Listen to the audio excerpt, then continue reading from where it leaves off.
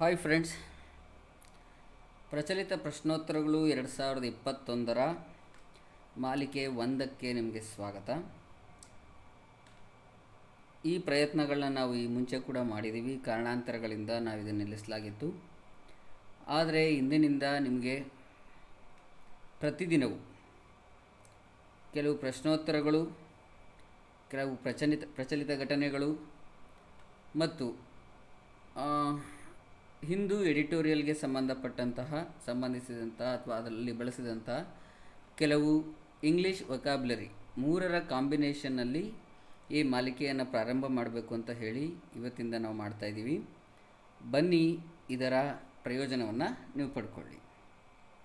ಈ ಪ್ರಚಲಿತ ಪ್ರಶ್ನೋತ್ತರಗಳು 2021 ಪ್ರಚಲಿತ ಘಟನೆಗಳನ್ನು ಆಧರಿಸಿದಂತಹ ಆಗಿವೆ. ಮೊದಲನೇ ಪ್ರಶ್ನೆಯನ್ನು ನೋಡೋಣ. ಕಡಿಮೆ ಬೆಲೆಯ ಆಕ್ಸ್ಫರ್ಡ್ ಅಸ್ಟ್ರಾಜೆನಿಕಾ ಅಂತಕ್ಕಂಥ ಒಂದು ಕೋವಿಡ್ಗೋಸ್ಕರ ಒಂದು ಲಸಿಕೆಯನ್ನು ಮಾಡಿದರೆ, ಅದನ್ನು ಈ ಆಕ್ಸ್ಫರ್ಡ್ ಅಸ್ಟ್ರಾಜೆನಿಕಾ ಅಂತಕ್ಕಂಥ ಒಂದು ಲಸಿಕೆಯನ್ನು ಪ್ರಥಮ ಬಾರಿಗೆ ಹೊರತಂದ ದೇಶ ಯಾವುದು? ಇಲ್ಲಿ answers: Britain, US, Bharat. US ಅಂದರೆ ಯುನೈಟೆಡ್ ಸ್ಟೇಟ್ಸ್ ಆಫ್ ಅಮೇರಿಕಾ. ನಾನು ಮತ್ತೊಂದು ಡಿ ಆನ್ಸರನ್ನು ಇಲ್ಲಿ ಕೊಟ್ಟಿಲ್ಲ, ಅಗತ್ಯ ಇಲ್ಲ, ಅದು ತಪ್ಪಿತ್ತು. ಆ ಕಾರಣಕ್ಕೋಸ್ಕರ ಸರಿಯಾದ ಉತ್ತರ ಬ್ರಿಟನ್. ಈ ಬ್ರಿಟನ್ ದೇಶ ಮೊದಲ ಬಾರಿಗೆ ಈ ಲಸಿಕೆಯನ್ನು ತಂದಿದೆ. ಕಡಿಮೆ ವೆಚ್ಚದ ಮತ್ತು ಸುಲಭವಾಗಿ ಸಾಗಿಸಬಹುದಾದಂತಹ, ಅಂದರೆ ಒಂದು ಕಡೆಯಿಂದ ಮತ್ತೊಂದು ಕಡೆಗೆ ಟ್ರಾನ್ಸ್ಪೋರ್ಟೇಷನ್ ಅಂತ ಒಂದು ಲಸಿಕೆ ಇದು. ಇದನ್ನು 2020 ಜನವರಿ 4 ಬ್ರಿಟನ್ ವಿಶ್ವದ ಮೊದಲ ದೇಶವಾಗಿ ಬಿಡುಗಡೆ ಮಾಡಿತು. ಡಯಾಲಿಸಿಸ್ ರೋಗಿ ಆಗಿರ್ತಕ್ಕಂಥ ಬ್ರಿಯಾನ್ ಪಿಂಕರ್ ಅಂತಕ್ಕಂಥವರು ಒಬ್ಬರು ರೋಗಿ. ಅವ್ರಿಗೆ 82 ವರ್ಷ. ಅವರು ಜನವರಿ 4 ಆಕ್ಸ್ಫರ್ಡ್ ಅಸ್ಟ್ರಾಜೆನಿಕಾ ಲಸಿಕೆಯನ್ನು ಪಡೆದಂತಹ ವಿಶ್ವದ ಮೊದಲ ವ್ಯಕ್ತಿ. ಅವರು ಈ ಲಸಿಕೆಯ ಪ್ರಮಾಣವನ್ನು ಆಕ್ಸ್ಫರ್ಡ್ನ ಚರ್ಚಿಲ್ ಆಸ್ಪತ್ರೆಯಲ್ಲಿ ಪಡೆದರು. ನಿಮಗೆ ಈ ಮಾಹಿತಿ ಬಗ್ಗೆ ಮತ್ತೆ 2 ಕ್ವಶನನ್ನು ಕೇಳ್ಬೋದು. ಆಕ್ಸ್ಫರ್ಡ್ ಅಸ್ಟ್ರಾಜೆನಿಕಾ COVID-19 ಲಸಿಕೆಯನ್ನು ಪ್ರಪಂಚದಲ್ಲಿ ಮೊದಲ ಬಾರಿಗೆ ಪಡೆದ ವ್ಯಕ್ತಿ ಯಾರು ಕೇಳ್ಬೋದು. ಪಡೆದ ವ್ಯಕ್ತಿಯ ವಯಸ್ಸೆಷ್ಟು ಕೇಳ್ಬೋದು. ಅವರು ಈ ಲಸಿಕೆಯನ್ನು ಪಡೆದಿದ್ದು ಎಲ್ಲಿ ಅದನ್ನು ಕೇಳ್ಬೋದು. ಸೊ ಈ ಪ್ರಶ್ನೆಯ ಮೂಲಕ ನೀವು 4 ಮಾಹಿತಿಗಳನ್ನು ನೆನಪಿನಲ್ಲಿಟ್ಕೋಬೋದು. 1, ಆಕ್ಸ್ಫರ್ಡ್ ಅಸ್ಟ್ರಾಜೆನಿಕಾ COVID-19 ಲಸಿಕೆಯನ್ನು ಬ್ರಿಟನ್ ಮೊದಲು ತಂದ ಅಥವಾ ಬಿಡುಗಡೆ ಮಾಡಿದಂತಹ ದೇಶ. 2ನೇದು, ಮೊದಲು ಪಡೆದಂತಹ ವ್ಯಕ್ತಿ ಬ್ರಿಯಾನ್ ಪಿಂಕರ್. ಅವರಿಗೆ 82 ವರ್ಷ ವಯಸ್ಸು. ಅವರು ಡಯಾಲಿಸಿಸ್ ರೋಗಿ ಕೂಡ ಆಗಿದ್ದಾರೆ. ಈ ಇನ್ನೊಂದು ಪ್ರಶ್ನೆ ಏನು ಮಾಡ್ಬೋದು ಅಂತ ಹೇಳಿದ್ರೆ, ಯಾವ ದಿನದಂದು ಆಕ್ಸ್ಫರ್ಡ್ ಅಸ್ಟ್ರಾಜೆನಿಕಾ ಲಸಿಕೆಯನ್ನು ಬ್ರಿಟನ್ ಹೊರತಂದಿತು ಅಂತ ಕೇಳಿದ್ರೆ, ಜನವರಿ 4, 2021 ಆ ಥರ ಹೇಳ್ಬೋದು. ಸೊ ಒಂದು ಪ್ರಶ್ನೆಯಿಂದ 4 ಪ್ರಶ್ನೆಗಳಿಗೆ ಉತ್ತರವನ್ನು ನೀವು ಈ ಮೂಲಕ ಮನನ ಮಾಡ್ಕೋಬೋದು. ಅದೇ ರೀತಿಯಲ್ಲಿ ನೆಕ್ಸ್ಟ್ ಪ್ರಶ್ನೆ ನೋಡೋಣ. ಭಾರತದ 51ನೇ ಅಂತಾರಾಷ್ಟ್ರೀಯ ಚಲನಚಿತ್ರೋತ್ಸವವನ್ನು ಯಾವ ರಾಜ್ಯ ಆಯೋಜಿಸುತ್ತಿದೆ? ಅಂದರೆ ಯಾವ ರಾಜ್ಯದಲ್ಲಿ ಈ 51ನೇ ಅಂತಾರಾಷ್ಟ್ರೀಯ ಚಿತ್ರೋತ್ಸವವನ್ನು ಮಾಡ್ತಾರೆ ಅಂತ. ಉತ್ತರ ಗೋವಾ. ಆಲ್ಮೋಸ್ಟ್ ಇಲ್ಲೇ ನಡೀತಾ ಇರುತ್ತೆ. ಈ 51ನೇ ಈ IFFI ಅಂತ ಹೇಳ್ತಾರೆ, ಅಂತಾರಾಷ್ಟ್ರೀಯ ಚಲನಚಿತ್ರೋತ್ಸವ. ಇದನ್ನು 2021 ಜನವರಿ 16 24 ಗೋವಾದಲ್ಲಿ ನಡೆಸಲಾಗುತ್ತೆ. ಥಾಮಸ್ ವಿಂಟರ್ಬರ್ಗ್ ಅವರ ಭಾರತೀಯ ಪ್ರಥಮ ಪ್ರದರ್ಶನ ಮತ್ತೊಂದು ಸುತ್ತಿಗೆ ಇಲ್ಲಿ ಉತ್ಸವವಾಗಿ ಬರುತ್ತೆ. ಮುಂದಿನ ಪ್ರಶ್ನೆಗೆ ಹೋಗೋಣ. ಭಾರತ ಮತ್ತು ADB 120 ಮೆಗಾವ್ಯಾಟ್ ಜಲವಿದ್ಯುತ್ ಸ್ಥಾವರ ನಿರ್ಮಾಣಕ್ಕಾಗಿ 231 31 ಮಿಲಿಯನ್ ಸಾಲ ಒಪ್ಪಂದಕ್ಕೆ ಯಾವ ರಾಜ್ಯದೊಂದಿಗೆ ಸಹಿ ಹಾಕಿವೆ? ಭಾರತ ಮತ್ತು ADB ಸಂಸ್ಥೆಗಳು 120 ಮೆಗಾವ್ಯಾಟ್ ಜಲವಿದ್ಯುತ್ ಸ್ಥಾವರದ ನಿರ್ಮಾಣಕ್ಕೋಸ್ಕರ 231 ಮಿಲಿಯನ್ ಸಾಲದ ಒಂದು ಒಪ್ಪಂದಕ್ಕೆ ಒಂದು ರಾಜ್ಯದೊಂದಿಗೆ ಸಹಿ ಹಾಕಿವೆ. ಅದು ಯಾವ ರಾಜ್ಯ? ಸರಿಯಾದ ಉತ್ತರ ಡಿ, ನಾಗಾಲ್ಯಾಂಡ್. ನಾಗಾಲ್ಯಾಂಡ್ ರಾಜ್ಯದಲ್ಲಿ ವಿದ್ಯುತ್ ಉತ್ಪಾದನಾ ಸಾಮರ್ಥ್ಯ ಏನಿದೆ ಅದನ್ನು ಹೆಚ್ಚಿಸಬೇಕು ಅಂತ ಹೇಳಿಬಿಟ್ಟು ಅಸ್ಸಾಂನಲ್ಲಿ 120 ಮೆಗಾವ್ಯಾಟ್ ಜಲವಿದ್ಯುತ್ ಸ್ಥಾವರನ ನಿರ್ಮಿಸಲಿಕ್ಕೆ ಭಾರತ 2020 ಡಿಸೆಂಬರ್ 30ರಂದು ADB ಅಂದರೆ ಏಷ್ಯನ್ ಡೆವಲಪ್ಮೆಂಟ್ ಬ್ಯಾಂಕ್ನೊಂದಿಗೆ 231 ಮಿಲಿಯನ್ ಸಾಲ ಒಪ್ಪಂದಕ್ಕೆ ಸಹಿ ಹಾಕಿತು. ನೀವಿಲ್ಲಿ ಎರಡು ಮತ್ತಿತರ ಪ್ರಶ್ನೆಗಳನ್ನ ಅಥವಾ ಪ್ರಶ್ನೆಗಳಿಗೆ ಉತ್ತರವನ್ನು ಇದೇ ಪ್ರಶ್ನೆಯಲ್ಲಿ ಮತ್ತು ಪ್ರಶ್ನೋತ್ತರದಲ್ಲಿ ಕಂಡುಹಿಡ್ಕೋಬೋದು. ಒಂದು,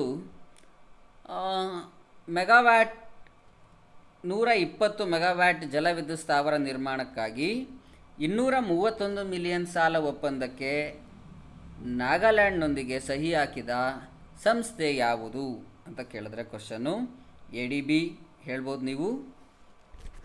ಮತ್ತು ಇನ್ನೊಂದು ಕ್ವಶನ್ನು, ಜಲವಿದ್ಯುತ್ ಸ್ಥಾವರ ಸ್ಥಾಪನೆಗಾಗಿ ನಾಗಾಲ್ಯಾಂಡ್ ಜೊತೆಗೆ ಕೈ ಜೋಡಿಸಿರುವ ಅಥವಾ ಒಪ್ಪಂದ ಮಾಡಿಕೊಂಡಿರುವ ಇತರ ಇಬ್ಬರು ಪಕ್ಷಗಾರರು ಯಾರು ಅಂತ ಕೇಳಿದ್ರೆ ಭಾರತ ಮತ್ತು ADB ಅಂತ ಹೇಳ್ಬೋದು ನೀವು. ಮುಂದಿನ ಪ್ರಶ್ನೆ, ಮರಣದಂಡನೆಯನ್ನು ರದ್ದುಗೊಳಿಸಲು ಯಾವ ರಾಷ್ಟ್ರವು ಅಂತಾರಾಷ್ಟ್ರೀಯ ಶಿಷ್ಟಾಚಾರವನ್ನು ಮಂಜೂರು ಮಾಡಿದೆ? ಅಂತಾರಾಷ್ಟ್ರೀಯ ಶಿಷ್ಟಾಚಾರ, ಇಂಟರ್ನ್ಯಾಷನಲ್ ಒಂದು ಇದನ್ನಂತ ಹೇಳ್ಬೋದು. ಯಾವ ಥರ ಮಾಡಬೇಕು ಇದನ್ನು, ಇದು ಕರೆಕ್ಟಾ, ಮರಣದಂಡನೆ ಮಾಡುವಂಥದ್ದು ಕರೆಕ್ಟ್ ಅಲ್ವಾ, ಇದನ್ನು ಆಲೋಚನೆ ಮಾಡಿ ಎಲ್ಲ ದೇಶಗಳು, ಇತರ ದೇಶಗಳು ಒಪ್ಕೊಳ್ಳೋ ರೀತಿಯಲ್ಲಿ. ಮರಣದಂಡನೆ ಬೇಕಾ ಬೇಡವಾ ಅನ್ನೋದನ್ನು ಆಲೋಚನೆ ಮಾಡುವಾಗ ಸ್ನೇಹಿತರೆ, ಮರಣದಂಡನೆ ಅತಿ ಕ್ರೂರವಾದ ಅಪರಾಧಗಳಿಗೆ ಖಂಡಿತವಾಗ್ಲೂ ಬೇಕು, ಆ ಭಯ ಇಲ್ಲ ಅಂತ ಹೇಳಿದ್ರೆ ನಿಜವಾಗ್ಲೂ ಆ ಥರದ ಅಪರಾಧಗಳನ್ನು ನಾವು ಕಂಟ್ರೋಲ್ ಮಾಡಲಿಕ್ಕೆ ಕಷ್ಟ ಆಗುತ್ತೆ ಅಂತ ನನ್ನ ಪರ್ಸನಲ್ ಒಪಿನಿಯನ್. ನಿಮಗೆ ಏನನ್ಸುತ್ತೆ ಕಾಮೆಂಟ್ ಮಾಡಿ. ಸೊ ಈ ಥರದ ಒಂದು ಅಂತಾರಾಷ್ಟ್ರೀಯ ಶಿಷ್ಟಾಚಾರವನ್ನು ಮಂಜೂರು ಮಾಡಿರೋವಂಥ ದೇಶ ಯಾವುದು ಅಂತ ಹೇಳಿದ್ರೆ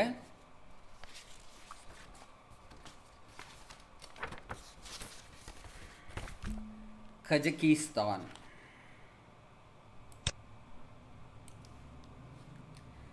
ಈ ಕಜಕಿಸ್ತಾನಲ್ಲಿ ನಾಗರಿಕ ಮತ್ತು ರಾಜಕೀಯ ಹಕ್ಕುಗಳ ಅಂತಾರಾಷ್ಟ್ರೀಯ ಒಪ್ಪಂದಕ್ಕೆ 2ನೇ ಐಚ್ಛಿಕ ಪ್ರೋಟೋಕಾಲ್ ಅನ್ನು ನಿರ್ಬಂಧಿಸುವ ಒಂದು ಕಾನೂನಿಗೆ ಅದರ ಅಧ್ಯಕ್ಷರಾದಂತಹ ಕಾಸಿಮ್ ಝೊಮಾರ್ಟ್ ಟೊಕಾಯವ್ ಅಂತಕ್ಕಂಥವರು, ಕಜಕಿಸ್ತಾನದ ಅಧ್ಯಕ್ಷರು, ಪುನಃ ಹೇಳ್ತಿನ ಹೆಸರು ಕಾಸಿಮ್ ಝೊಮಾರ್ಟ್ ಟೊಕಾಯೇವ್ ಅಂತಕ್ಕಂಥವ್ರ ಹೆಸರು. ಅವರು ಈ ಪ್ರೋಟೋಕಾಲ್ಗೆ ಸಿಗ್ನೇಚರ್ ಹಾಕಿದ್ದಾರೆ. ಮರಣದಂಡನೆಯನ್ನು ರದ್ದುಗೊಳಿಸಬೇಕು ಅಂತಕ್ಕಂಥ ಒಂದು ಔಪಚಾರಿಕ ಒಪ್ಪಂದಕ್ಕೆ ಅಥವಾ ಬದ್ಧತೆಗೆ ಅವರು ಒತ್ತು ಕೊಟ್ಟಿದ್ದಾರೆ.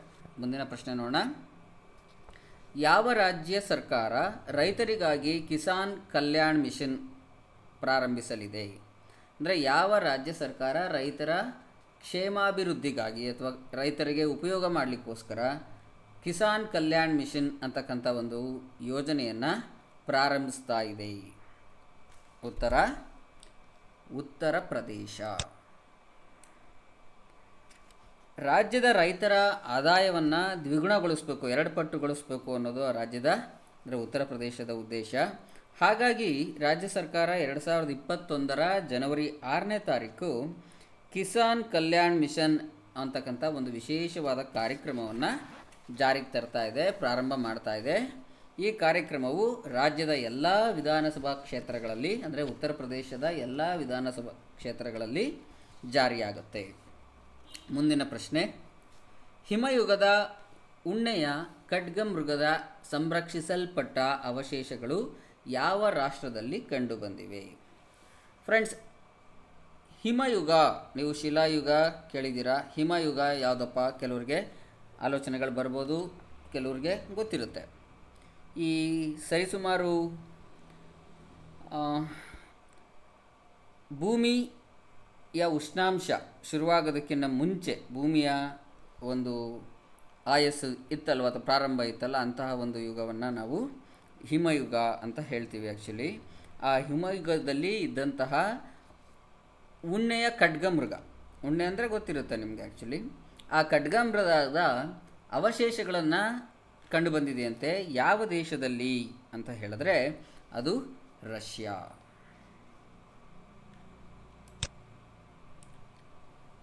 ಇದಕ್ಕೆ ಹಿಮಯುಗ ಸರಿಸುಮಾರು 50,000 ವರ್ಷಗಳ ಹಿಂದೆ ಪ್ರಾರಂಭ ಆಗಿರ್ಬೋದು ಅಂತ ಒಂದು ಅಂದಾಜು ಕೂಡ ಇದೆ. ಈ ಹಿಮಯುಗದ ಖಡ್ಗಮೃಗದ ಅವಶೇಷಗಳನ್ನ ಎಷ್ಟು ಚೆನ್ನಾಗಿ ಸಂರಕ್ಷಣೆ ಮಾಡಿದ್ದಾರೆ ಅಂತ ಹೇಳಿದ್ರೆ, ಅದರ ಕರುಳಿನ ಒಂದು ಭಾಗ, ಕೂದಲು, ಕೊಬ್ಬಿನ ಉಂಡೆ ಎಲ್ಲ ಸೇರಿದೆ ಅಂತೆ ಆ ಅವಶೇಷಗಳಲ್ಲಿ. ಅದನ್ನೆಲ್ಲ ರಷ್ಯಾದಲ್ಲಿ ಸಂರಕ್ಷಿಸಲಾಗಿದೆ. ಮುಂದಿನ ಪ್ರಶ್ನೆ, ವಿಶ್ವ ಬ್ರೈಲ್ ದಿನವನ್ನು ಯಾವಾಗ ಆಚರಿಸಲಾಗುತ್ತದೆ? ವಿಶ್ವ ಬ್ರೈಲ್ ದಿನವನ್ನು ಜನವರಿ 4ರಂದು ಆಚರಿಸಲಾಗುತ್ತದೆ. ಬ್ರೈಲಿ ಭಾಷೆ ಗೊತ್ತಲ್ಲ ನಿಮಗೆ, ದೃಷ್ಟಿಹೀನರಿಗೆ, ಕಣ್ಣು ಕಾಣಿಸದೇ ಇರೋರಿಗೆ. ಬ್ರೈಲ್ನ ಸಂಶೋಧಕ, ಬ್ರೈಲ್ ಭಾಷೆಯನ್ನು ಕಂಡಿಡ್ತಕ್ಕಂಥ ಅಥವಾ ಬ್ರೈಲ್ ಲಿಪಿಯನ್ನು ಕಂಡಿಡ್ತಕ್ಕಂತಹ ಲೂಯಿಸ್ ಬ್ರೈಲ್ ಅವರ ಜನ್ಮ ದಿನಾಚರಣೆ ಜನವರಿ 4. ಹಾಗಾಗಿ ಆ ಜನವರಿ 4ರಂದು ವಿಶ್ವ ಬ್ರೈಲ್ ದಿನ ಅಂತ ಆಚರಣೆ ಮಾಡಲಾಗುತ್ತೆ. ಲೂಯಿಸ್ ಬ್ರೈಲ್ ಅವರು 1809 ಜನವರಿ 4ರಂದು ಫ್ರಾನ್ಸ್ನ ಕೊಪ್ಟ್ರೆ ಅಂತಕ್ಕಂಥ ಒಂದು ಪಟ್ಟಣದಲ್ಲಿ ಜನಿಸಿರ್ತಾರೆ. ಮುಂದಿನ ಪ್ರಶ್ನೆ, ಫೋರ್ಡೋ ಇಂಧನ ಪುಷ್ಟೀಕರಣ ಘಟಕದಲ್ಲಿ ಯುರೇನಿಯಂ ಅನ್ನು 20% ಶುದ್ಧತೆಗೆ ಉತ್ಕೃಷ್ಟಗೊಳಿಸಲು ಯಾವ ರಾಷ್ಟ್ರ ಯೋಜಿಸಿದೆ? ಫೋರ್ಡೋ ಇಂಧನ ಪುಷ್ಟೀಕರಣ, ಫೋರ್ಡೋ ಇಂಧನ ತೆಗಿಬೇಕಾದ್ರೆ ಇವಾಗ ಸಿಗ್ತಾ ಇರ್ತಕ್ಕಂತಹ ಯುರೇನಿಯಂನ ಉತ್ಕೃಷ್ಟತೆ ಅಂದರೆ ಪ್ಯೂರಿಟಿ ಅಥವಾ ಅದರದ್ದು ಗುಣಮಟ್ಟ ಏನಿರುತ್ತೆ ಅದನ್ನು ಮತ್ತಷ್ಟು 20% ಇನ್ನೂ ಹೆಚ್ಚು ಪ್ಯೂರ್ ಮಾಡಲಿಕ್ಕೆ ಯಾವ ರಾಷ್ಟ್ರ ಯೋಜಿಸಿದೆ? ಸರಿಯಾದ ಉತ್ತರ Iran.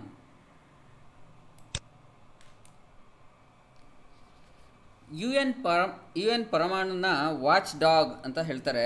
International atomic energy agency IAEA ಅಂತ ಹೇಳ್ತಾರೆ ಅದನ್ನು. ಅದರ ಪ್ರಕಾರ ಫೋರ್ಡೋ ಇಂಧನ ಪುಷ್ಟೀಕರಣ ಘಟಕದಲ್ಲಿ ಯುರೇನಿಯಂನನ್ನು 20% ಉತ್ಕೃಷ್ಟಗೊಳಿಸುವಂಥದ್ದು ಅಥವಾ ಇನ್ನೂ ಶುದ್ಧಗೊಳಿಸುವಂಥ ಒಂದು ಯೋಜನೆಯನ್ನು ಇರಾನ್ ಮಾಡಿದೆ. ಇದು ಪರಮಾಣು ಪುಷ್ಟೀಕರಣ ಕಾರ್ಯಕ್ರಮ 2015ರ ಪೂರ್ವದ ಮಟ್ಟಕ್ಕೆ, ಅಂದರೆ 2015ರಲ್ಲಿಕ್ಕಿಂತ ಮುಂಚೆ ಎಷ್ಟಿತ್ತು ಆ ಪ್ಯೂರಿಟಿ, ಆ ಮಟ್ಟಕ್ಕೆ ಈ ಶುದ್ಧತೆಯನ್ನು ಕೊಂಡೋಗುತ್ತೆ ಅಂತ ಅಂದಾಜು ಮಾಡಿದ್ದಾರೆ ಎಲ್ಲರೂ. ಮುಂದಿನ ಪ್ರಶ್ನೆ, 2019ರ ಪ್ರಧಾನಮಂತ್ರಿ ಆವಾಸ್ ಯೋಜನೆ ಪ್ರಶಸ್ತಿಯನ್ನು ಭಾರತದ ಪ್ರಧಾನಮಂತ್ರಿ ನರೇಂದ್ರ ಮೋದಿಯವರಿಂದ 2021ರ ಜನವರಿಯಲ್ಲಿ ಯಾವ ರಾಜ್ಯವು ಪಡೆದುಕೊಂಡಿತು? ಅಂದರೆ ಪ್ರಧಾನಮಂತ್ರಿ ಆವಾಸ್ ಯೋಜನೆ ಪ್ರಶಸ್ತಿ 2019, ಇದನ್ನು 2021ರ ಜನವರಿಯಲ್ಲಿ ಪ್ರಧಾನಮಂತ್ರಿ ನರೇಂದ್ರ ಮೋದಿಯವರು ಒಂದು ರಾಜ್ಯಕ್ಕೆ ಕೊಟ್ಟಿದ್ದಾರೆ. ಅದು ಯಾವ ರಾಜ್ಯ? ಸರಿಯಾದ ಉತ್ತರ ಉತ್ತರ ಪ್ರದೇಶ. ಉತ್ತರ ಪ್ರದೇಶಕ್ಕೆ ಈ ಪ್ರಶಸ್ತಿ ಬಂದಿದೆ. ನಗರ, ಪ್ರಧಾನಮಂತ್ರಿ ಆವಾಸ್ ಯೋಜನೆಯಲ್ಲಿ ಬೆಸ್ಟ್ ನಗರ ಅಂತ ಇದು. ಆ ನಂತರ ಇತರೆ ನಗರಗಳಿಗೂ ಬೇರೆ ಬೇರೆ ಪ್ರಶಸ್ತಿಗಳು ಬಂದಿವೆ. ಅತ್ಯುತ್ತಮ ಪ್ರದರ್ಶನ ನೀಡ್ತಕ್ಕಂಥ ರಾಜ್ಯ ಅಂತ ಉತ್ತರ ಪ್ರದೇಶ, ಆಂಧ್ರ ಪ್ರದೇಶ ಎರಡನ್ನೂ ಸೆಲೆಕ್ಟ್ ಮಾಡಲಾಗಿದೆ. ಅತ್ಯುತ್ತಮ ಅಭ್ಯಾಸ ಮತ್ತು ನಾವೀನ್ಯತೆ ಪಡ್ಕೊಂಡಿರ್ತಕ್ಕಂಥ ರಾಜ್ಯ ಅಂತ ತಮಿಳುನಾಡಿನ ಕಾಂಜೀಪುರಂನ ಪ್ರಶಸ್ತಿಯನ್ನು ಘೋಷಿಸಲಾಗಿದೆ, ಕಾಂಜೀಪುರಂ ನೀಡಲಾಗಿದೆ. ಅತ್ಯುತ್ತಮ ಪ್ರದರ್ಶನ ಈಶಾನ್ಯ ಗುಡ್ಡಗಾಡು ಪ್ರದೇಶಗಳಲ್ಲಿ ನೀಡಿರ್ತಕ್ಕಂಥ ಒಂದು ರಾಜ್ಯ ಅಂತ ತ್ರಿಪುರವನ್ನು ಆಯ್ಕೆ ಮಾಡಲಾಗಿದೆ. ಹೀಗೆ ಅನೇಕ ಪ್ರಶಸ್ತಿಗಳನ್ನು ಈ ನಿಟ್ಟಿನಲ್ಲಿ ಕೊಡಲಾಗಿದೆ. ಇದ್ರ ಬಗ್ಗೆ ನಿಮಗೆ ಹೆಚ್ಚು ಮಾಹಿತಿ ಬೇಕು ಅಂತ ಹೇಳಿದ್ರೆ ನಮ್ಮ ವೆಬ್ಸೈಟ್ನಲ್ಲಿ ನೀವು ಸಬ್ಸ್ಕ್ರೈಬ್ ಆಗಿಬಿಟ್ಟು ನೋಡ್ಬೋದು. ಇದ್ರ ಬಗ್ಗೆ ಸಂಪೂರ್ಣವಾದಂತಹ ಮಾಹಿತಿಯನ್ನು ನಾನು ಅದರಲ್ಲಿ ಕೊಟ್ಟಿದ್ದೀನಿ ನಿಮಗೆ. ಇನ್ನು ಮುಂದಿನ ಪ್ರಶ್ನೆ, ಭಾರತದಲ್ಲಿ ಡಿಜಿಟಲ್ ಪಾವತಿ ಸೂಚ್ಯಂಕ DPI ಅಂತ ಹೇಳ್ತಾರೆ ಈ ಸೂಚ್ಯಂಕಕ್ಕೆ, ಅಥವಾ ನಗದು ರಹಿತ ಪಾವತಿ ಅಂದರೆ ಕ್ಯಾಶನ್ನು ಕೊಡದೆ ಡೈರೆಕ್ಟಾಗಿ ಆನ್ಲೈನ್ ಪೇಮೆಂಟ್ಸ್ ಅಂತ ಹೇಳ್ತೀವಲ್ಲ, ಅದನ್ನೇ ಡಿಜಿಟಲ್ ಪಾವತಿ ಅಂತ ಹೇಳೋದು. ಅದನ್ನು ಹೇಗೆ ಭಾರತ ಚೇಂಜ್ ಆಗಿದೆ, ಅದಕ್ಕೆ ಒಗ್ಗಿಕೊಂಡಿದೆ ಅಂತ ಒಂದು ಅಂದಾಜನ್ನು ಅಳೆಯೋಕ್ಕೆ ಪ್ರಾರಂಭ ಮಾಡಿದ್ದಾರೆ. ಅದಕ್ಕೆ RBI ಯಾವ ವರ್ಷದಿಂದ ಆ ಅಳತೆಯನ್ನು ಮಾಡಬೇಕು ಅಂತ ನಿರ್ಧಾರ ಮಾಡಿದೆ ಅಂತಕ್ಕಂಥದ್ದು ಪ್ರಶ್ನೆ. ಸರಿಯಾದ ಉತ್ತರ 2018ರಿಂದ. ಜನವರಿ 1, 2021ರಂದು RBI ದೇಶಾದ್ಯಂತ ಡಿಜಿಟಲ್ ಅಥವಾ ನಗದು ರಹಿತ ವಹಿವಾಟಿನ ಬೆಳವಣಿಗೆಯನ್ನು ಅಳತೆ ಮಾಡಲಿಕ್ಕೋಸ್ಕರ ಹೇಗೆ ಜನರು ಆ ಒಂದು DPIಗೆ ಹೊಂದ್ಕೊಂಡಿದ್ದಾರೆ, ಕ್ಯಾಶನ್ನು ಬಿಟ್ಟು ಎಲ್ಲ ಆನ್ಲೈನ್ ಮೂಲಕ ಅಥವಾ UPI ಮೂಲಕ ಏನು ಪೇಮೆಂಟ್ಸ್ಗಳನ್ನ ಮಾಡ್ತಿದ್ದಾರೆ, ಅದು ಯಾವ ಸ್ತರದಲ್ಲಿ ಜನ ಅದನ್ನು ಅಡ್ಯಾಪ್ಟ್ ಮಾಡ್ಕೊಂಡಿದ್ದಾರೆ ಅನ್ನೋದ್ರ ಬಗ್ಗೆ ಒಂದು ಅಳತೆಯನ್ನು ಮಾಡ್ತಿದ್ದಾರೆ. ಆ ಅಳತೆಗೆ ಮೂಲ ವರ್ಷವಾಗಿ ಅಂದರೆ ಎಲ್ಲಿಂದ ಅಂತ ಕ್ಯಾಲ್ಕುಲೇಟ್ ಮಾಡುವಾಗ 2018ರಿಂದ ಇತ್ತೀಚಿನವರೆಗೆ ಈ ವರ್ಷದವರೆಗೆ ಜನ ಯಾವ ದರದಲ್ಲಿ ಅದನ್ನು ಅಡ್ಯಾಪ್ಟ್ ಮಾಡ್ಕೊಂಡಿದ್ದಾರೆ ಅಥವಾ ಯಾವ ಮಟ್ಟದಲ್ಲಿ ಅದನ್ನು ಅಡ್ಯಾಪ್ಟ್ ಮಾಡ್ಕೊಂಡಿದ್ದಾರೆ ಅನ್ನೋದನ್ನು ಲೆಕ್ಕ ಹಾಕಲಿಕ್ಕೆ RBI ನಿರ್ಧರಿಸಿದೆ. ಮುಂದೆ ಈ ದಿನದ 10 ಪ್ರಶ್ನೆಗಳಿಗೆ ನಾನು ಮುಗಿಸಿದ್ದೀನಿ. ಇಲ್ಲಿ ನಾನು ನಿಮಗೆ 2021ರ ನಮ್ಮ ಇಯರ್ ಬುಕ್ಸನ್ನು ಪರಿಚಯ ಮಾಡಿಕೊಡ್ತಾ ಇದ್ದೀನಿ. ಈ ಇಯರ್ ಬುಕ್ 2020ರ ಜನವರಿಯಿಂದ ಕೆಲವೊಂದು ವಿಷಯಗಳು ನಾವು 19ರ ಡಿಸೆಂಬರ್ನಿಂದನೂ ಕವರ್ ಮಾಡಿದ್ದೀವಿ. ನಿಮಗೆ ಯಾವುದೇ ಒಂದು ಸ್ಪರ್ಧಾತ್ಮಕ ಪರೀಕ್ಷೆಗೆ 2 ವರ್ಷಗಳ ಕರೆಂಟ್ ಅಫೇರ್ಸ್ ಖಂಡಿತವಾಗ್ಲೂ ಕೇಳ್ತಾರೆ. ಸೊ ನಾವಿಲ್ಲಿ 1 ವರ್ಷದ ಕರೆಂಟ್ ಅಫೇರ್ಸನ್ನು ಕಂಪ್ಲೀಟಾಗಿ ಕವರ್ ಮಾಡಿದ್ದೀವಿ. 3 ವ್ಯಾಲ್ಯೂಮಲ್ಲಿದೆ ಈ ಬುಕ್ಕು, ಭಾಗ 1, ಭಾಗ 2 ಮತ್ತು ಭಾಗ 3. ಇದರಲ್ಲಿ ನಿಮ್ಮ ಬಹುತೇಕ ಎಲ್ಲ ಪರೀಕ್ಷೆಗಳಿಗೂ ಕೇಳಬಹುದಾದಂತಹ ಪ್ರಚಲಿತ ಘಟನೆಗಳು, ಪ್ರಶ್ನೋತ್ತರಗಳು, ಟಿಪ್ಪಣಿಗಳು, ಆನಂತರ ನೀವು ಕೆಲವೊಂದು ಪ್ರಚಲಿತ ವಿಷಯಗಳ ಬಗ್ಗೆ ಪ್ರಬಂಧಗಳನ್ನು ಬರೀಬೇಕಾಗ್ಬೋದು, ನಿಮ್ಮ ಮೇನ್ಸ್ ಆನ್ಸರ್ಗಳನ್ನ ಬರೀಬೇಕಾಗ್ಬೋದು. ಆ ಥರದ್ದು ಪ್ರತಿಯೊಂದು. ಮತ್ತು 3ನೇ ಭಾಗದಲ್ಲಿ ಈಗ ಬರ್ತಾ ಇರ್ತಕ್ಕಂಥ ಸ್ಪರ್ಧಾತ್ಮಕ ಪರೀಕ್ಷೆಗಳನ್ನು ಗಮನದಲ್ಲಿಟ್ಕೊಂಡು ಅದನ್ನು ಕೂಡ ಅದನ್ನು FDA SDS ಸ್ಪೆಷಲ್ ಆಗಿ ನಾವು ಕನ್ಸಿಡರ್ ಮಾಡಿದ್ದೀವಿ. ಅದನ್ನು ನೀವು ಈ 3 ಪುಸ್ತಕಗಳನ್ನು ನಮ್ಮ ಆನ್ಲೈನ್ ವೆಬ್ಸೈಟ್, ಆನ್ಲೈನ್ ಸ್ಟೋರ್ ಏನಿದೆ swadonline.in ಅಂತ, ಅದರಲ್ಲಿ ಪರ್ಚೇಸ್ ಮಾಡಿದ್ರೆ ನಿಮಗೆ ಒಂದಷ್ಟು ಡಿಸ್ಕೌಂಟ್ಸ್ ಕೂಡ ಸಿಗುತ್ತೆ. ಅಥವಾ ನೀವು ಫ್ಲಿಪ್ಕಾರ್ಟು, ಅಮೆಜಾನ್, ನೀವು ಎಲ್ಲಿ ಬೇಕಾದರೂ ತೊಗೋಬೋದು, ಅಥವಾ ನಿಮ್ಮೂರಿನ ಅಂಗಡಿಗಳ ಹತ್ರ ಕೂಡ ಸಿಗುತ್ತೆ. ಇದನ್ನು ನೀವು ನೋಡಿ, ಪುಸ್ತಕಗಳನ್ನು ನೋಡಿ ನಿಮ್ಗೆ ಇಷ್ಟ ಆದರೆ ಖಂಡಿತ ಅದನ್ನು ಆಯ್ಕೆ ಮಾಡ್ಕೊಳ್ಳಿ, ಕೊಂಡ್ಕೊಳ್ಳಿ, ಬಳಸಿ. ನಿಮಗೆ ಕನ್ನಡದಲ್ಲಿ ಸಮಗ್ರವಾಗಿ ದೊರೆಯದಂತಹ ಪ್ರಚಲಿತ ಘಟನೆಗಳನ್ನು ಸಮಗ್ರವಾಗಿ ನಾವಿಲ್ಲಿ ಪಟ್ಟಿ ಮಾಡಿಕೊಟ್ಟಿದ್ದೀವಿ ಅಂತ ಕಾನ್ಫಿಡೆನ್ಸಾಗಿ ನಾನು ಹೇಳ್ತಾ ಇದ್ದೀನಿ ನಿಮಗೆ. ಮುಂದೆ ಈ ದಿನದ ಪ್ರಚಲಿತ ಘಟನೆ ಏನು ಅದ್ರ ಬಗ್ಗೆ ಹೇಳೋಣ. ಸಹಾಯಕ್ NG ಅಂತಕ್ಕಂಥದ್ರ ಬಗ್ಗೆ. ಈ ಸಹಾಯಕ್ NG ಅಂತಕ್ಕಂಥದ್ದು ಭಾರತ ಮೊದಲ ಬಾರಿಗೆ ಸ್ಥಳೀಯವಾಗಿ, ಅಂದರೆ ನಮ್ಮ ದೇಶದಲ್ಲೇ ತಯಾರಿಸಲ್ಪಟ್ಟಂತಹ ಒಂದು ಏರ್ ಡ್ರಾಪ್ ಕಂಟೈನರ್. ಇಲ್ಲಿ ನೀವು ಚಿತ್ರದಲ್ಲಿ ನೋಡ್ಬೋದು ಏರ್ ಡ್ರಾಪ್ ಕಂಟೈನರ್. ಏನಕ್ಕೆ ಇದು, ಏನು, ಇದ್ರ ಬಗ್ಗೆ ನಾವು ತಿಳ್ಕೊಳ್ಳೋಣ ಇವಾಗ. ಸಹಾಯಕ್ NG ಅಂತಕ್ಕಂಥದ್ದು ವಾಯು ಬಿಡಬಹುದಂತ, ಅಂದರೆ ಏರ್ ಕಂಟೈನರ್ ಇದು. ಇದನ್ನು ರಕ್ಷಣಾ ಸಚಿವಾಲಯ ಯಶಸ್ವಿಯಾಗಿ ಪರೀಕ್ಷೆ ಮಾಡಿದೆ. ಸಹಾಯಕ್ NGಯ ಮುಖ್ಯ ಲಕ್ಷಣಗಳೇನು ಅಂತ ಹೇಳಿದ್ರೆ, ಈ ಸಹಾಯಕ್ NG 50 ಕಿಲೋಗ್ರಾಮ್ಗಳಷ್ಟು ಪೆಲೋಡನ್ನು ಸಾಗಿಸಬಲ್ಲದು. ಏನು ಪೆಲೋಡ್ ಅಂದರೆ ಏನಿದೆ ಇಲ್ಲಿ, ಈ ಪೆಲೋಡ್ ಅಂದರೆ ಏನು, ಹೊಸ ವರ್ಡ್ ನೀವು ತಿಳ್ಕೊಬೋದು. ಪೆಲೋಡ್ ಅಂತಕ್ಕಂಥದ್ದು ಒಂದು ವಿಮಾನ ಅಥವಾ ಒಂದು ಉಡಾವಣಾ ವಾಹನ, ಏರ್ಕ್ರಾಫ್ಟ್ ಅಂತ ಏನು ಹೇಳ್ತೀವಿ, ಅದು ಎಷ್ಟು ತೂಕವನ್ನು ಸಾಗಿಸುವಂಥ ಸಾಮರ್ಥ್ಯವನ್ನು ಹೊಂದಿರುತ್ತೋ ಅದನ್ನು ನಾವು ಪೆಲೋಡ್ ಅಂತ ಹೇಳ್ತೀವಿ. ಅದನ್ನು ತೂಕದ ದೃಷ್ಟಿಯಿಂದ ಅಳತೆ ಮಾಡ್ತೀವಿ. ಯಾವುದಾದ್ರೂ ಹಾರಾಟ ಮಾಡ್ತಕ್ಕಂಥ ಏರ್ಕ್ರಾಫ್ಟ್ ಇರ್ಬೋದು, ಇಲ್ಲ ಕಾರ್ಯಾಚರಣೆ ಮಾಡ್ತಾ ಇರ್ತಕ್ಕಂಥ ಏರ್ಕ್ರಾಫ್ಟ್ ಇರ್ಬೋದು, ಅಲ್ಲಿ ಏನು ಅಗತ್ಯ ಇರುತ್ತೋ ಅದನ್ನು ಅವಲಂಬಿಸಿ ಸರಕುಗಳಾಗಿರ್ಬೋದು, ಪ್ರಯಾಣಿಕರಾಗಿರ್ಬೋದು, ವಿಮಾನ ಸಿಬ್ಬಂದಿಗಳಾಗಿರ್ಬೋದು, ಯುದ್ಧ ಸಾಮಗ್ರಿಗಳಾಗಿರ್ಬೋದು, ಅಥವಾ ವೈಜ್ಞಾನಿಕ ಉಪಕರಣಗಳಿಗಾಗಿರ್ಬೋದು, ಈ ಥರದಕ್ಕೆ ಎಷ್ಟು ಸಾಮರ್ಥ್ಯವನ್ನು, ಎಷ್ಟು ತೂಕದ ಸಾಮರ್ಥ್ಯವನ್ನು ಸಾಗಿಸ್ಬಹುದೋ ಅದನ್ನು ಹೇಳುವಾಗ ಪೆಲೋಡ್ ಅಂತ ಹೇಳ್ತೀವಿ. ಈ ಭಾರವಾದ ವಿಮಾನದಿಂದ ಇದನ್ನು ಚಲಾಯಿಸ್ಬೋದು. ಇದನ್ನು GPS-ನಿಂದ, ಅಂದರೆ ಇದಕ್ಕೆ GPS ಕೂಡ ಅಳವಡಿಸಲಾಗಿದೆ. ಅದರಿಂದಾಗಿ ಅದು ಮಿಸ್ ಆದರೆ ನಾವು ಫೈಂಡ್ ಔಟ್ ಮಾಡಲಿಕ್ಕೆ ಸಾಧ್ಯ ಆಗುತ್ತೆ. ಇದು ಸಹಾಯಕ್ MK ಫಸ್ಟ್ ಇತ್ತಲ್ಲ, ಅದರ ಸುಧಾರಿತ ಆವೃತ್ತಿಯಾಗಿದೆ. ಅಂದರೆ ಅದಕ್ಕಿಂತ ಹೆಚ್ಚು ಸುಧಾರಿತವಾಗಿ ಇದನ್ನು ಮಾಡಲಾಗಿದೆ, ಅಡ್ವಾನ್ಸ್ಡ್ ಆಗಿದೆ. ಸಹಾಯಕ ಎನ್ ಜಿ ಕಂಟೈನರ್ ಸಂಪೂರ್ಣವಾಗಿ ವಾಟರ್ ಟೈಟ್ ಆಗಿರುತ್ತೆ. ಯಾತಕ್ಕಂತ ಹೇಳಿದ್ರೆ ವಾಟರ್ ಒಳಗಡೆ ಹೋದರೆ ಅದರಲ್ಲಿ ಸಾಗಿಸ್ತಕ್ಕಂಥ ಸರಕುಗಳಿರ್ಬೋದು, ಅದು ವಾಟ್ರಿಂದ ಹಾಳಾಗಬಾರ್ದು ಅನ್ನೋ ಕಾರಣಕ್ಕೆ ಕಂಪ್ಲೀಟಾಗಿ ವಾಟರ್ ಟೈಟ್ ಆಗಿರುತ್ತೆ. ನೀರಿನ ಪ್ರವೇಶದ ಆಘಾತಗಳನ್ನು ತಡೆದುಕೊಳ್ಳುವಂತೆ ಅವುಗಳನ್ನು ವಿನ್ಯಾಸಗೊಳಿಸಿರ್ತಾರೆ. ಅಂದರೆ ನೀರು ಅವಕ್ಕೆ ಎಷ್ಟು ಬಂದು ಹೊಡೆಯುತ್ತೆ ಅಥವಾ ನೀರಲ್ಲಿ ಬಿದ್ದಾಗ ಎಷ್ಟು ನೀರು ರಭಸವಾಗಿ ಅದಕ್ಕೆ ಬರುತ್ತೆ, ಅದನ್ನೆಲ್ಲ ತಡೆದುಕೊಳ್ಳೋ ರೀತಿಯಲ್ಲಿ ಅದನ್ನು ವಿನ್ಯಾಸ ಮಾಡಲಾಗಿರುತ್ತೆ. ಈ ಶಿವಾಯಕ್ ಎನ್ ಜಿ ಕಂಟೈನರನ್ನು ಪ್ಯಾರಾಚೂಟ್ ವ್ಯವಸ್ಥೆಯಿಂದ, ಈ ತಪ್ಪಾಗಿದೆ, ಪ್ಯಾರಾಚೂಟ್ ವ್ಯವಸ್ಥೆಯಿಂದ ನಿಯಂತ್ರಣ ಮಾಡಲಾಗುತ್ತೆ. ಈ ಸಹಾಯಕ ಎನ್ ಜಿ ವಿನ್ಯಾಸಗೊಳಿಸಿದವರು ಯಾರು ಅಂತ ಹೇಳಿದ್ರೆ, ಇದನ್ನು ನಮ್ಮ ಭಾರತದ ರಕ್ಷಣಾ ಸಂಶೋಧನಾ ಅಭಿವೃದ್ಧಿ ಸಂಸ್ಥೆ ಏನಿದೆ, DRDO ಅಂತ ಹೇಳ್ತೀವಿ, ಮತ್ತು ಅದು ಖಾಸಗಿ ಕಂಪ್ನಿಯಾದಂಥ ಅವನ್ಟೆಲ್ ಅಂತಕ್ಕಂಥ ಒಂದು ಸಂಸ್ಥೆ, ಪ್ರೈವೇಟ್ ಕಂಪನಿಯದು. ಈ ಇಬ್ಬರು ಸೇರಿ ವಿನ್ಯಾಸಗೊಳಿಸಿದ್ದಾರೆ. ಸಹಾಯಕ್ ಎನ್ ಜಿ ಅಭಿವೃದ್ಧಿಯಲ್ಲಿ NTSL, ವಿಶಾಖಪಟ್ಟಣದ NTSL ಮತ್ತು ಆಗ್ರಾದ ARDE ಎರಡೂ ಘಟಕಗಳು ಕೂಡ ಭಾಗಿಯಾಗಿವೆ. ಸಹಾಯಕ್ ಎನ್ ಜಿಯ ಪರೀಕ್ಷಾ ಪ್ರಯೋಗಗಳನ್ನು ಭಾರತೀಯ ನೌಕಾಪಡೆ ಮತ್ತು DRDO ಎರಡೂ ಸೇರಿ ನಡೆಸಿದ್ದಾರೆ. ಈ ಸಹಾಯಕ್ ಎನ್ ಜಿ ಭಾರತೀಯ ನೌಕಾಪಡೆಗೆ ಹೇಗೆ ಪ್ರಯೋಜನ ಆಗುತ್ತೆ, ಇದರಿಂದ ನಮಗೇನು ಪ್ರಯೋಜನ ಅನ್ನೋ ಪ್ರಶ್ನೆ ನಿಮಗೆ ಬಂದಿರ್ಬೋದು. ಸೊ ಈ ಕರಾವಳಿಯಿಂದ 2000 ಕಿಲೋಮೀಟರ್ಗಿಂತ ಹೆಚ್ಚು ದೂರದಲ್ಲಿ, ಅಂದರೆ ಕರಾವಳಿ ಅಂತಂದರೆ ಸಮುದ್ರ ತೀರದಕ್ಕಿಂತ 2000 ಕಿಲೋಮೀಟರ್ಗಿಂತ ಹೆಚ್ಚು ದೂರದಲ್ಲಿ ಹಡಗುಗಳನ್ನು ನಿಯೋಜಿಸಿದರೆ, ಹಡಗುಗಳಲ್ಲಿದ್ದರೆ ಅಲ್ಲಿಗೆ ಅವ್ರಿಗೆ ಇಂಜಿನಿಯರಿಂಗ್ ಸಾಮಗ್ರಿಗಳು ಏನಾದರೂ ಬೇಕಾಯಿತು ಅಂತಂದರೆ ಈ ಸಹಾಯಕ್ ಎನ್ ಜಿ ಆ ಸಾಮಗ್ರಿಗಳನ್ನು ಅಲ್ಲಿಗೆ ಕೊಡುತ್ತೆ. ಸೊ ಆ ಸಾಮಗ್ರಿಗಳು ಅಥವಾ ಬಿಡಿಭಾಗಗಳನ್ನ ತುಂಬಿಕೊಳ್ಳಿಕ್ಕೆ ಅಥವಾ ತಗೊಳ್ಳಿಕ್ಕೆ ಹಡಗುಗಳು ಕರಾವಳಿಯ ಹತ್ತಿರ ಬರಬೇಕಾದ ಅಗತ್ಯ ಇರಲ್ಲ ಇದನ್ನು ಯೂಸ್ ಮಾಡಿದ್ರೆ, ಅಥವಾ ಆ ಅಗತ್ಯ ಕಡಿಮೆ ಆಗುತ್ತೆ ಅಂತ.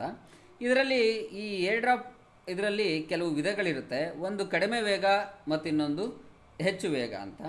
ಕಡಿಮೆ ವೇಗದ್ದು ಗಾಳಿಯ ಡ್ರಾಪ್ನಲ್ಲಿ ಅಥವಾ ಏರ್ ಡ್ರಾಪ್ನಲ್ಲಿ ಏನಿರುತ್ತೆ ಅಂದರೆ, ಪ್ಯಾರಾಚೂಟ್ಗಳು ನೆಲಕ್ಕೆ ಅಪ್ಪಳಿಸುವ ಮೊದಲು ಅದರ ಕಂಟೈನರ್ ಏನಿರುತ್ತೆ ಆ ಕಂಟೈನರನ್ನು ಸಾಧ್ಯವಾದಷ್ಟು ನಿಧಾನವಾಗಿ ಕೆಳಗಡೆ ಇಳಿಸ್ತವೆ.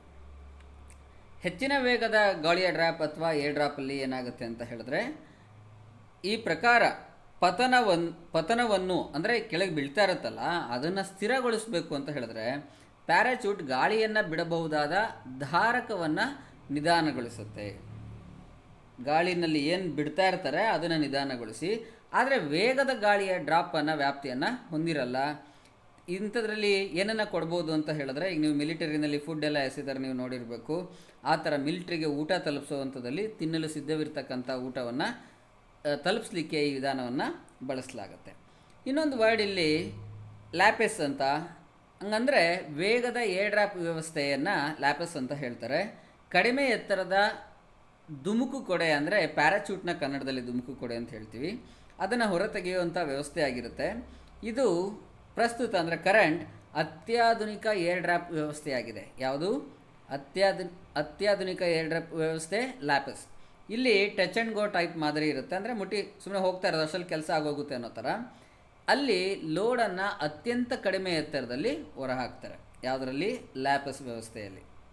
ಇನ್ನು ಫ್ರೀ ಫಾಲ್ ಏರ್ ಡ್ರಾಪ್ ಅಂದರೆ ಯಾವುದೇ ಧುಮುಕು ಕೊಡೆ ಅಂದರೆ ಪ್ಯಾರಾಚೂಟ್ ಬಳಸದೆ ಮತ್ತು ಭಾರವನ್ನು ಗುರುತ್ವಾಕರ್ಷಣೆಯಲ್ಲಿ ಏನು ಭಾರ ಬಿಡ್ತಾ ಇರ್ತಾರೋ ಗುರುತ್ವಾಕರ್ಷಣೆಯ ಆಚೆಗಲ್ಲ ಈಚೆಗೆ ಅಡಿಯಲ್ಲಿ ಬೀಳಲು ಅನುಮತಿಸುವಂತಹ ಏರ್ ಡ್ರಾಫನ್ನು ಫ್ರೀ ಫಾಲ್ ಏರ್ ಡ್ರಾಪ್ ಅಂತ ಕರೀತಾರೆ. ಸೊ ಈ ದಿನದ ಪ್ರಚಲಿತ ಘಟನೆ ಮುಗೀತು. ಈಗ ಈ ದಿನದ ಎಡಿಟೋರಿಯಲ್ ವರ್ಡ್ಸ್ ಒಂದು 5 ವರ್ಡ್ಸನ್ನು ಕಲೀರಿ. ಇವತ್ತು ಒಂದು ಹಿಂದೂ ಪತ್ರಿಕೆಯಲ್ಲಿ ಒಂದು ಆರ್ಟಿಕಲ್ ಇತ್ತು, a nod to recognising the value of house work ಅಂತ. ಅದರಲ್ಲಿ ಬಳಸಲಾದಂತಹ ಕೆಲವು ಪದಗಳನ್ನ ನಾನು ಆಯ್ದುಬಿಟ್ಟು ಇಲ್ಲಿ ಕೊಡ್ತಾ ಇದ್ದೀನಿ. ನಾಡ್ ಅಂತಂದರೆ ಇದೊಂದು ನೌನ್ ವರ್ಡ್ ಆಗಿರುತ್ತೆ. ನಾಡ್ ಅಂದರೆ ಮೀನಿಂಗ್ ಏನಂತಂದರೆ indication, signal, sign of approval ಅಂತ ಹೇಳ್ಬೋದು. ಅಂದರೆ ಯಾವುದಕ್ಕಾದರೂ ಒಪ್ಪಿಗೆ ಕೊಟ್ಟರು ಅಂತ ಹೇಳೋದನ್ನು ನಾಡ್ ಅಂತ ಹೇಳ್ಬೋದು. ಒಪ್ಪಿಗೆ ಆಯಿತು ನೀನು ಮಾಡು ಅಂತ ಹೇಳ್ತೀವಲ್ವ ಅದನ್ನು, ಅಥವಾ ಪರ್ಮಿಷನ್ ಸಿಕ್ತು. So a not to recognising the value of house work ಅನ್ನೋದರಲ್ಲೇ ನೀವು ಇದನ್ನು ಅಂಡರ್ಸ್ಟ್ಯಾಂಡ್ ಮಾಡ್ಕೋಬೋದು. ಇನ್ನು ವೆಟರೈನ್ ನೀವು ಕೇಳಿರ್ತೀರಾ, ವೆಟೇರಿಯನ್ ಆಕ್ಟರ್, ವೆಟೇರಿಯನ್ ಸೈಂಟಿಸ್ಟ್ ಎಲ್ಲ ಕೇಳೇ ಇರ್ತೀರ ನೀವು. ಸೊ ಅದೇ ಕರೆಕ್ಟಾಗಿ ಅದರದ್ದು ಮೀನಿಂಗ್ ಏನು ಬರುತ್ತೆ ಅಂತ ಹೇಳಿದ್ರೆ, ಪರ್ಟಿಕ್ಯುಲರ್ ಒಂದು ಕ್ಷೇತ್ರದಲ್ಲಿ ಅವರು ದಂತಕಥೆಯಾಗಿರ್ತಾರೆ. ಆ ದಂತಕಥೆಯಾದಂಥವ್ರನ್ನ ನಾವು ವೆಟೇರಿಯನ್ ಅಂತ ಹೇಳ್ತೀವಿ. ಲಾಂಗ್ ಸರ್ವಿಂಗ್ ಇರುತ್ತೆ, ಸೀಸನ್ಡ್ ಅಥವಾ ಮೆಚೂರ್ ಅಥವಾ ಎಸ್ಟಾಬ್ಲಿಷ್ಡ್ ಅಥವಾ ಎಕ್ಸ್ಪೀರಿಯನ್ಸ್ ಪರ್ಸನ್ ಇರ್ತಾರೆ ಆ ಸೆಕ್ಟರಲ್ಲಿ, ಅಂಥವ್ರನ್ನ ವೆಟೇರಿಯನ್ ಅಂತ ಹೇಳ್ತೀವಿ. ನೆಕ್ಸ್ಟು ಹಿಟಿಯರ್ ಟು ಅಂತ ಹೇಳಿದ್ರೆ ಪ್ರೀವಿಯಸ್ಲಿ ಅಥವಾ ಅರ್ಲಿಯರ್ ಅಥವಾ ಸೋ ಫಾರ್ ಅಥವಾ ಇಲ್ಲಿಯವರೆಗೂ, ಅಂಟಿಲ್ ನೌ ಅಂತ ಹೇಳಬೇಕಾದ್ರೆ ನಾವು ಹಿಟಿಯರ್ ಟು ಅಂತ ಹೇಳ್ಬೋದು. ಮತ್ತೊಂದು ವರ್ಡು ಎಂಟ್ರ್ಯಾಂಟ್. ಎಂಟ್ರ್ಯಾಂಟ್ ಅಂತಂದರೆ ನ್ಯೂ ಮೆಂಬರ್ ಅಥವಾ ನ್ಯೂ ಕಮ್ಮರ್, ಅದು ಒಂದು ನೌನ್ ವರ್ಡ್ ಆಗಿದೆ. Next campaigner. ಕ್ಯಾಂಪೇನರ್ ಅಂತ ಹೇಳಿದ್ರೆ ಒಬ್ಬ ಫೈಟರ್ನ, ಒಬ್ಬ ಬ್ಯಾಟಲರನ್ನು ಅಥವಾ ಒಬ್ಬ ಚಾಂಪಿಯನನ್ನು ಅಥವಾ ಒಬ್ಬ ಸುಧಾರಕನನ್ನು, ರಿಫಾರ್ಮರ್, ಅವನನ್ನು ಕ್ಯಾಂಪೇನರ್ ಅಂತ ಹೇಳ್ಬೋದು. ಈ ಎಲ್ಲ ವರ್ಡ್ಸ್ಗಳನ್ನ ನೀವು ಇಂಗ್ಲೀಷ್ ಕಲಿಯೋದ್ರ ಮೂಲಕ, ಸೆಂಟೆನ್ಸ್ ಮಾಡೋದ್ರ ಮೂಲಕ ಕಲಿತ್ರೆ ನಿಮ್ಮ ಸ್ಪರ್ಧಾತ್ಮಕ ಪರೀಕ್ಷೆಗಳಿಗೂ ಹೆಲ್ಪ್ ಆಗುತ್ತೆ, ನಿಮ್ಮ ಇಂಗ್ಲೀಷ್ ಇಂಪ್ರೂವ್ ಮಾಡ್ಕೊಳ್ಳೋಕ್ಕೂ ಹೆಲ್ಪ್ ಆಗುತ್ತೆ. ಇಂಗ್ಲೀಷ್ ದಿನಪತ್ರಿಕೆಗಳನ್ನ ಓದುವಾಗಲೂ ಕೂಡ ನಿಮಗೆ ಸಲೀಸಾಗಿ ಅರ್ಥ ಆಗಲಿಕ್ಕೆ ಸಹಾಯವಾಗುತ್ತೆ. ಇದು ಇಷ್ಟು ಹೇಳ್ತಾ ನಾನು ಮುಗಿಸ್ತಾ ಇದ್ದೀನಿ. ನಿಮಗೆ ಇನ್ನೂ ಹೆಚ್ಚಿನ ಮಾಹಿತಿಗಳು ಬೇಕು, ಹೆಚ್ಚಿನ ಪ್ರಚಲಿತ ಘಟನೆಗಳು ಬೇಕು, ಹೆಚ್ಚಿನ ಪ್ರಚಲಿತ ಪ್ರಶ್ನೋತ್ತರಗಳು ಬೇಕು ಅಂತ ಹೇಳಿದ್ರೆ ನಮ್ಮ ವೆಬ್ಸೈಟ್ ಇದೆ sjsmac.com ಅಂತ, ನೀವಲ್ಲಿ ಭೇಟಿ ಕೊಡ್ಬೋದು, ಅಲ್ಲಿ ಓದ್ಬೋದು. ಅಥವಾ ಮೊಬೈಲ್ ಆ್ಯಪ್, ನೀವು ಪ್ಲೇಸ್ಟೋರಲ್ಲಿ ಹೋಗಿಬಿಟ್ಟು SJS Mag ಅಂತ ಟೈಪ್ ಮಾಡಿದ್ರೆ ಸಿಗುತ್ತೆ. ನಮ್ಮ ಮೊಬೈಲ್ ಆ್ಯಪ್ ಕೂಡ ನೀವು ಡೌನ್ಲೋಡ್ ಮಾಡ್ಬೋದು. ಇವತ್ತಿಗೆ ಈ ದಿನದ ಈ ಪ್ರಚಲಿತ ಪ್ರಶ್ನೋತ್ತರಗಳು ಮತ್ತು ಪ್ರಚಲಿತ ಘಟನೆಗಳು ಹಾಗೂ ಈ ಇಂಗ್ಲೀಷ್ ವೊಕ್ಯಾಬ್ಯುಲರಿಯ ಕ್ಲಾಸನ್ನು ನಾನು ಮುಗಿಸ್ತಾ ಇದ್ದೀನಿ. Thank you.